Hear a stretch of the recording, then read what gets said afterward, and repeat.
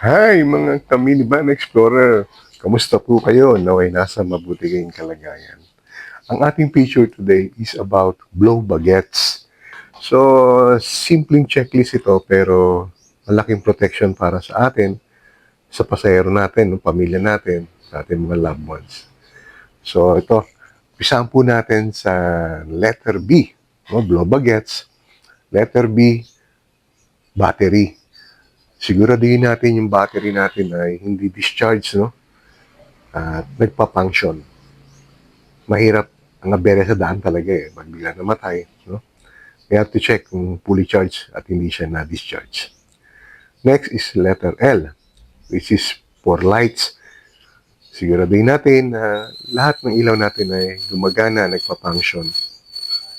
Kasi ito, i-share ko, naranasan nahuli, napara ako ng highway patrol group. Pina-check yung aking pinatapakan yung preno, so yung brake light, hindi gumana sa likod. So, hindi natin naman namamalayan ito. Ayun, natitikitan sana, pero napakiusapan naman. So, it's malaking bagay din yung pakikiusapan. Mabuti mabait yung taga-HPG, no? Pinagbigyan ako, sige, gawin mo yan, ha? You know, so, light, no? Brake light, headlight, parking light, signal light. We have to make sure lahat nagpa-function. Next is letter O, for oil. So, langis. Siguraduhin natin yung langis natin sapat, no? Di ba, chinecheck natin yan through dipstick, sinusukat natin kung nasa level pa yung langis. Kung kulang, magdadagdag tayo.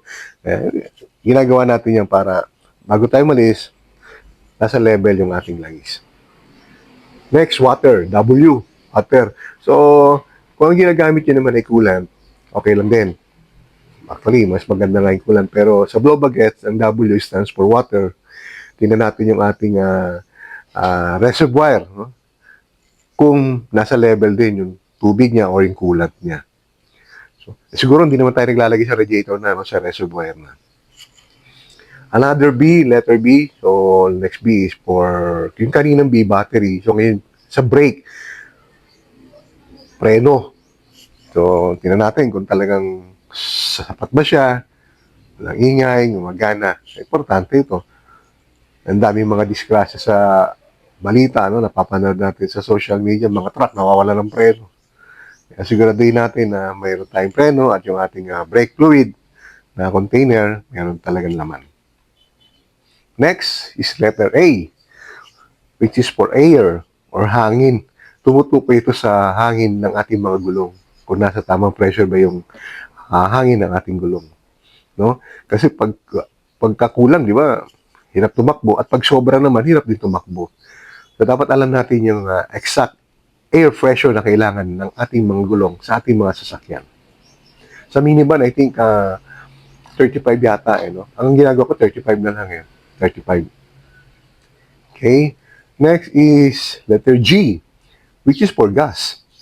So, you have to make sure na meron tayong gas. Hindi naman tayo makakatakbo kung walang gas. Lalo na kung long drive.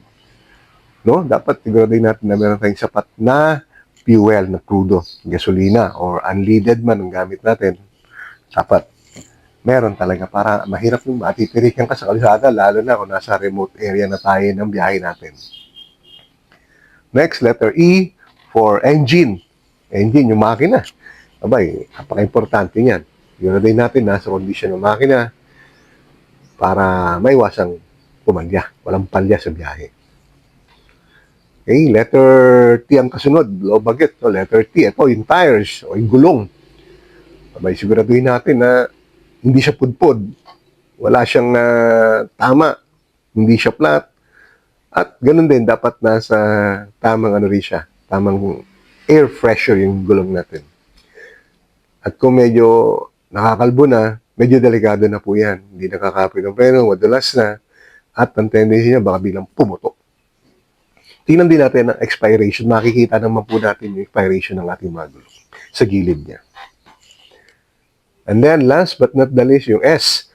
Letter S stands for self, yung sarili natin. In good condition ba? Wala ba tayong sakit na nararamdaman bago bumiyahe? Wala ba tayong hangover? Are we feeling good? Kung if you're not feeling good, pahinga muna, relax muna. Kasi mahirap, baka makatulog ka sa biyahe or walang ka ng control. So, importante din na naka-condition ng sarili natin, naka-seatbelt, pagkat hindi lang naman yung sarili natin ang tinutukoy dito, pati yung mga pasahero natin, mga mahal natin sa buhay, at ang ating sasakyan, at ang ating no? So, blow bagets, simpleng checklist, pero hassle-free sa biyahe at malaking protection para sa ating lahat. So, sana po may naitulong ang aking content na ito. At patuloy tayong maging tawag nito self-defensive driver, no? Ang mga road race nakakaano minsan aksidente dahil sa hindi nagbigayan. So may sasuggest ko lang para iwas hassle, iwas disgrasya. May mga pagbigyan na natin. Ilang segundo lang naman yan na maabala tayo. Di man naabot ng minuto, segundo lang, pagbigyan na. Para at least, nakakawi tayo ng with peace of mind. And remember, meron naghihintay sa atin. Ang ating mga mahal sa buhay. Ang ating pamilya. And of course, we have to pray para sa protection ng ating may kapal.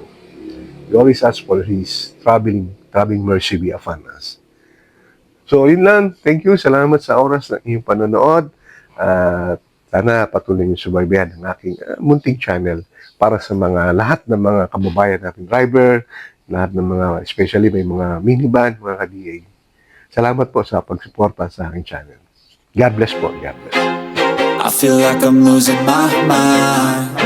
Is everybody in the world blind? Please, Lord, give me a sign, a sign.